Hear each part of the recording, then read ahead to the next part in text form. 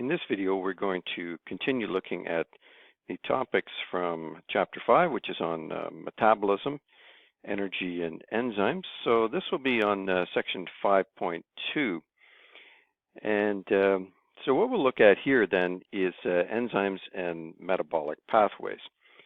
Now, many chemical reactions in the cell, they are what are referred to as a linked metabolic pathway. So the product of one reaction is the reactant for the next reaction in the pathway, and then these pathways they could be linear with the final product or cyclical, as in the reactant is regenerated.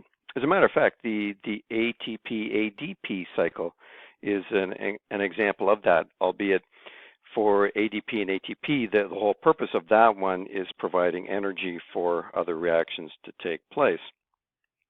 So specific enzymes are proteins that catalyze. In other words, they're the catalysts for each step. And the reactants are called the enzyme substrates. And so you can see an example here. So each reaction takes place from A to B to C to D, etc. And then in between each, or participating in each, is an enzyme which allows those particular reactions to take place.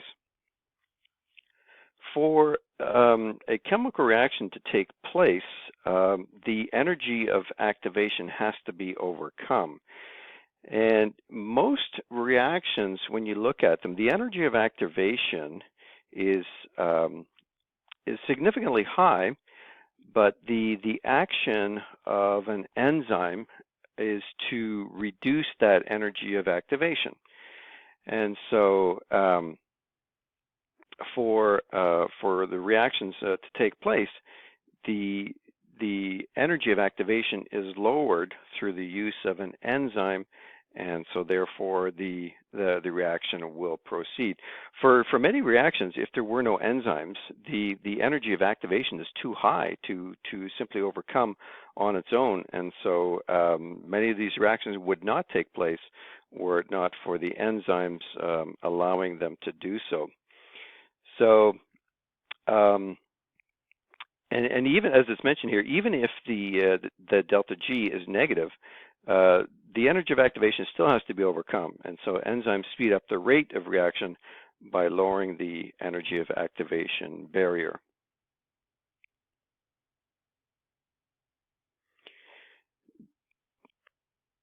So next we'll look at how enzymes function. So in an enzyme catalyzed reaction, the active site of the enzyme, it interacts with the substrates to form an enzyme substrate complex. And then after the reaction, the product is released and the enzyme can bind another substrate. So the enzyme actually does participate in the reaction.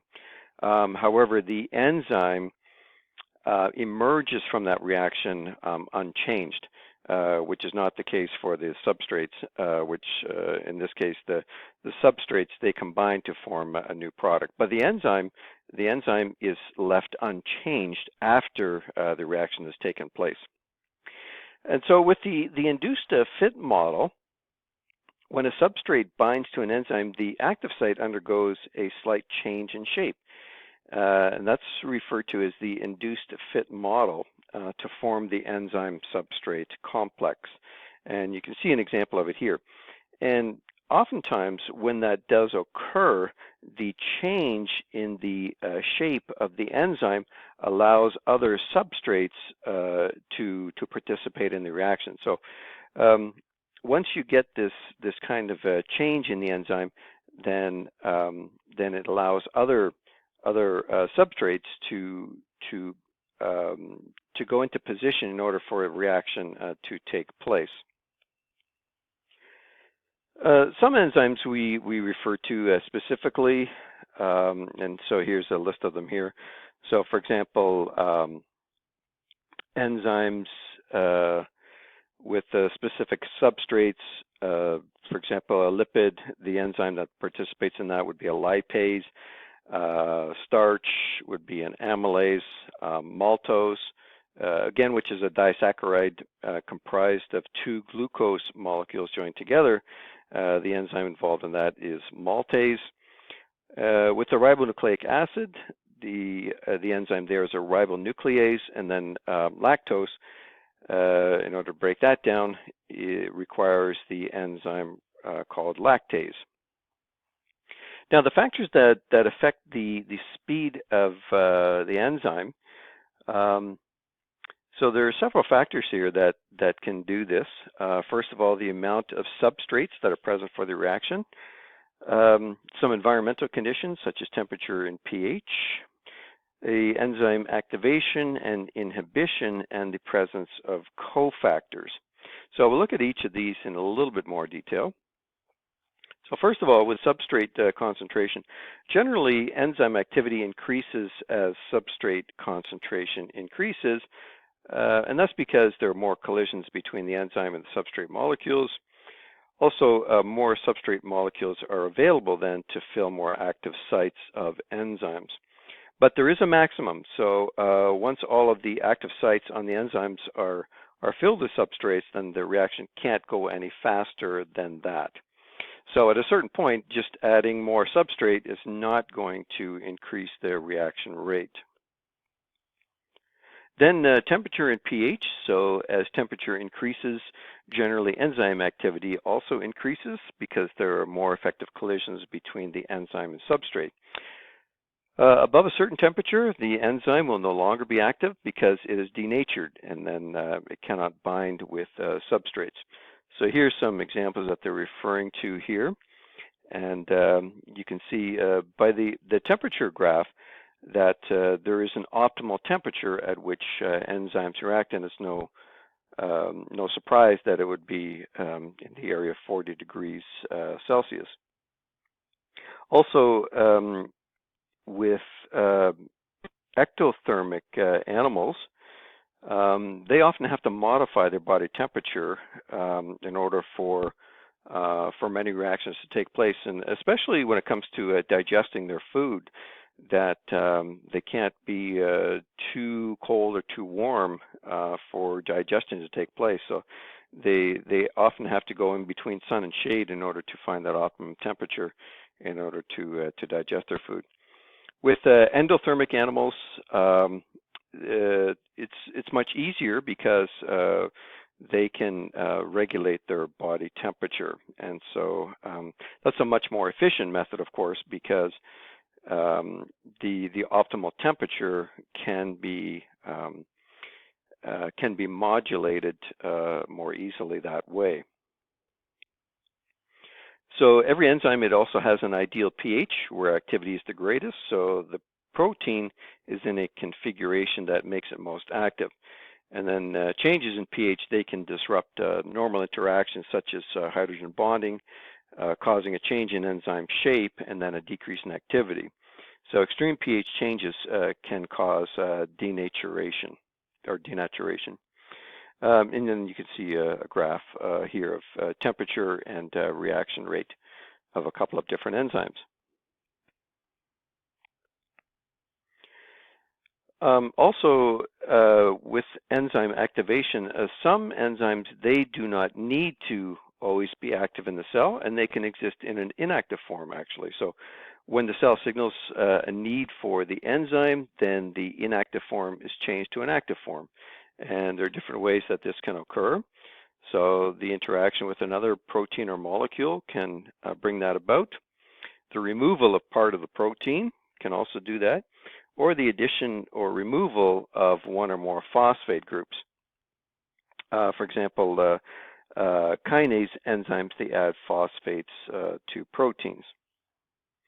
So those are ways of activating an enzyme. There also has to be a way of shutting down a reaction as well. And we've talked about that before with negative feedback loops, whereby once enough product is reached, then the pathway has to be shut down. And this is one way that it's done. So with enzyme inhibition, it decreases the activity of the enzyme by no longer allowing substrates to bind with the active site. So an important type of inhibition is feedback inhibition, and that's where the reaction product binds the enzyme, and that causes a change in the enzyme conformation, and then it renders it inactive. And here's a diagram of how that can take place. Also, enzyme cofactors, they can also modulate the speed at which an enzyme can act. And many enzymes, they need an inorganic ion or an organic non-protein molecule in order to function properly. And so the inorganic ions are called cofactors, which includes metals such as iron and zinc.